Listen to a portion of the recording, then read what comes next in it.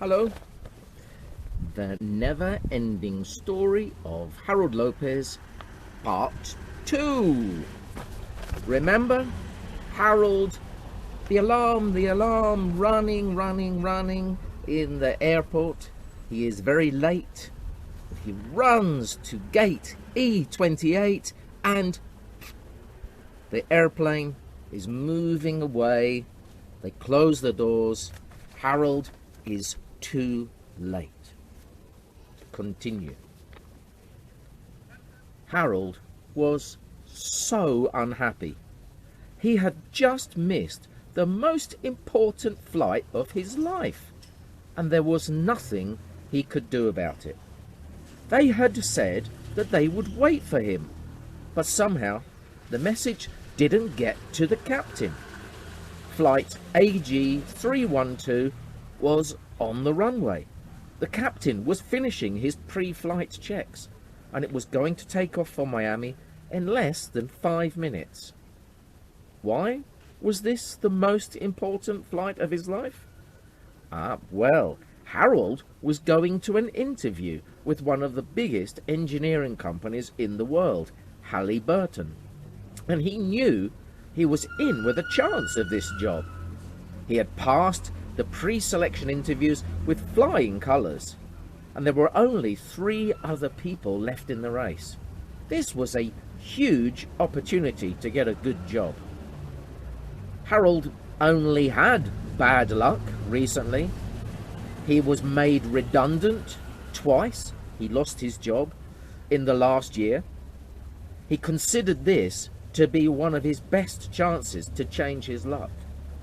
His miserable wife had left him for the gardener, and now his grass had grown to over 30 centimeters tall, and he didn't have the money to pay for another gardener.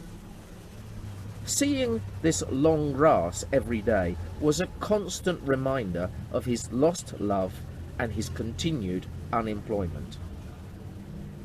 He picked up his suitcase and started to walk slowly back to the terminal when he heard, "Mr. Lopez." He turned and said, "Yes, that's me," looking at the Air Gringo girl sitting at the desk by the gate. "Mr. Lopez, this could be your lucky day. They've just realized that they only have half of the food for the flight, and the plane has to return to the gate. The captain says he's going to let you on board." Harold couldn't absorb what he had said. He had heard the words, but they didn't make sense. Airplanes don't come back. Airplanes take off and land. They don't come back. Finally, the words started to make sense, and he realized what was happening. He started to smile. He sat down and felt like crying. This had now become one of the luckiest days in his life. Was his luck changing? Was this a sign for the day? Was this an omen for the interview? I hope so. As he stood there, waiting for the plane to arrive at the gate, he wondered if it was too much to ask God to give him some more luck later in the day in Miami. He could only hope and pray. The door of the plane opened, and a beautiful stewardess greeted Harold with a big white smile. "Mr. Lopez, that was close, wasn't it? I'm so sorry for the confusion.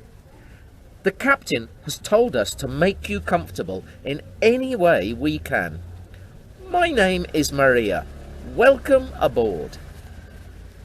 Harold was just happy to be going on the flight. He didn't need any apologies, and anyway, the problem had originally been caused because he had overslept. He had arrived late. "No," he said, "it was my fault. I'm going to buy a new alarm clock as soon as I get back home." The stewardess laughed and indicated for Harold to go to his left. Harold was confused. He always turned right when he entered an aircraft. The captain has authorised us to give you an upgrade to business class. We hope you will be comfortable here." Harold was stunned.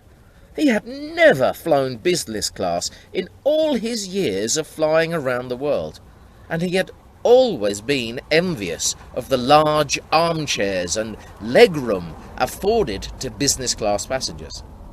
He sat down as though he was sitting on a bed of feathers. This was the life. "We will be taking off in 5 minutes, Mr. Lopez. Would you like some champagne?" "Now?" said Harold. "Yes, sir. It's complimentary."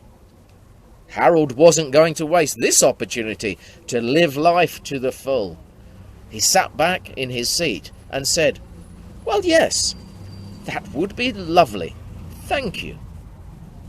The stewardess arrived with a tall glass full of sparkling champagne. She placed a small plate of snacks by his side and asked him if there was anything else he needed. Harold smiled warmly at the stewardess. "Yes, pinch me, please. I think I'm dreaming." During the flight, Harold was treated like royalty. All the stewards and stewardesses in business were very attentive and constantly offered him top-ups for his drinks, brought him cushions, blankets, headphones so he could watch his personal TV, and eventually Harold put his seat back and closed his eyes for a nap. Harold was in paradise. "Mr. Lopez, Mr. Lopez," Harold heard in his sleep. "We will be serving lunch in a short while. Would you like anything? A cup of tea? A coffee?" Harold quickly remembered when he was married and how he enjoyed being pampered like this. He looked into the stewardess's eyes and smiled. "A tea would be great." "Coming right up," she replied, and went off to the galley. When lunch arrived, Harold realised that he hadn't eaten a good meal for many months. The depression had taken hold of his life. His economic situation didn't help, and he had recently become an addict to fast food, anything cheap, and paid no attention to nutrition or quality. He had a few glasses of wine with his meal and then remembered he had the interview later that day and washed it all down with a couple of cups of coffee and some water. He didn't want to turn up to the interview half asleep and not able to think clearly. The plane touched down in Miami just 2 minutes later than originally planned, thanks to some tailwinds and the captain burning a bit of extra gas. He thanked all the stewardesses sincerely for their kindness, and especially Maria, the one with the long dark hair he had taken a shine to. He wondered if he would ever see her again. Maybe on his return flight? He doubted it. Harold jumped into a cab and made for Harry Burton's offices in the centre of Miami, and his mind drifted away from the pleasures of the flight and onto the seriousness of this interview. He had to make a good impression. This was it. Come on, Harold. Get your head together. The end of part 2. There are questions. Now, part 3.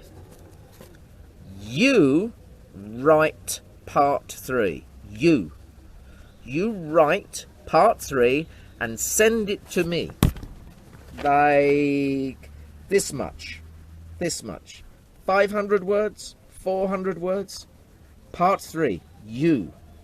And I will tell part 3 for you. Do you understand? You write part 3. Send it to me. Thank you. Bye-bye.